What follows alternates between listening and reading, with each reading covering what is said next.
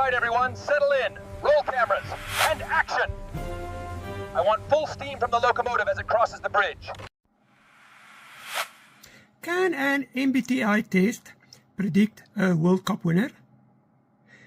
In this video, I map the sterile boardroom of personality types onto the muddy reality of international rugby. I audit Team South Africa and All Blacks to see how architects and protagonists survive the scrum. From the ISTJ Referee machine to the ENFJ Scrum-half delivering a mid-match TED talks, I explore why rugby is a physiological battlefield. If you ever wondered why your personality fits your position in rugby, watch until the end.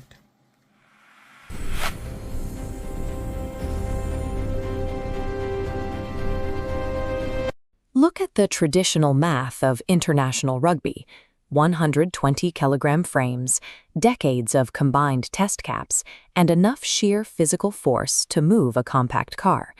But that physical calculus is apparently outdated.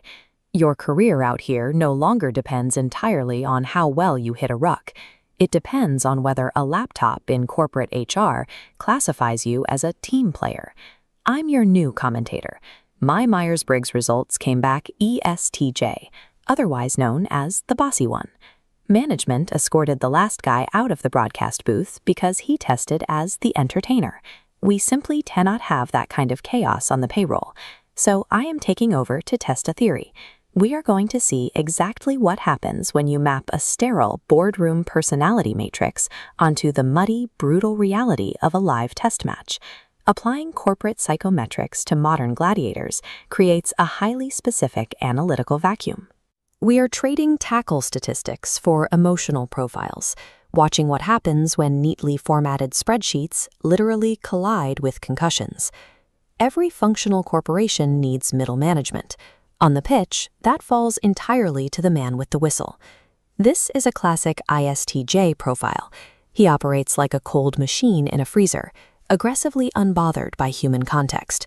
Ask him why he disallowed a try, and he will tell you he is simply following the rules. He is attempting to impose a rigid, binary legal code onto 30 highly volatile athletes who spend 80 minutes looking for creative loopholes in the laws of physics. Without that emotionless baseline to enforce the offside line, the tactical structure loses its foundation. Middle management is the only thing keeping the technical contest from becoming a pure physical dispute. The forward pack is operations. Let's audit Team South Africa. The number 3 prop is an INTJ architect, planning every collision. Beside him, the INFP idealist hooker prefers hugs over hits. Behind them, the number 4 lock commander directs the heavy machinery. Operations functions as a contradictory ecosystem. It requires the hyper-focused plans of an architect to align perfectly with the aggressive ideals of a mediator before they can even attempt to secure a lineout.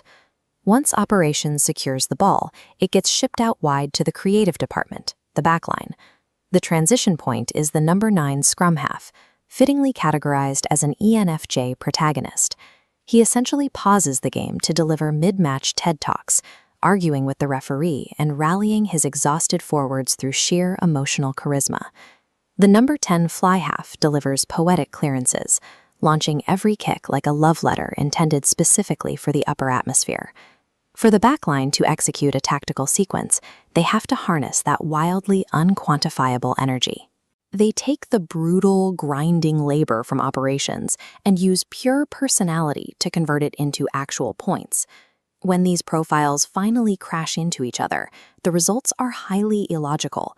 You end up watching the opposing Red Dragon's INFP fly-half get mercilessly tracked down and folded in half by PowerPoint Pete and Mr. Spreadsheet. There is an intense cognitive dissonance in watching a 115-kilogram professional athlete absolutely level an opponent, only to realize his HR file classifies him as an INFJ counselor, officially nicknamed Feelings Fred.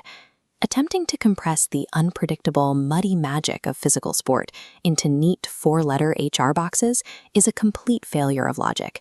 So enjoy your tea, whether it's poured high like the Queen or sits as low as your team's chances of survival.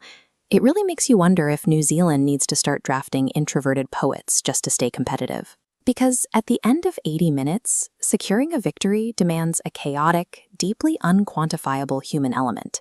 No boardroom psychometric audit will ever be able to measure or replicate the sheer physical grit required to actually win. Hey everyone, if you're enjoying this, make sure to like and follow and hit subscribe for more great content. Thanks for watching.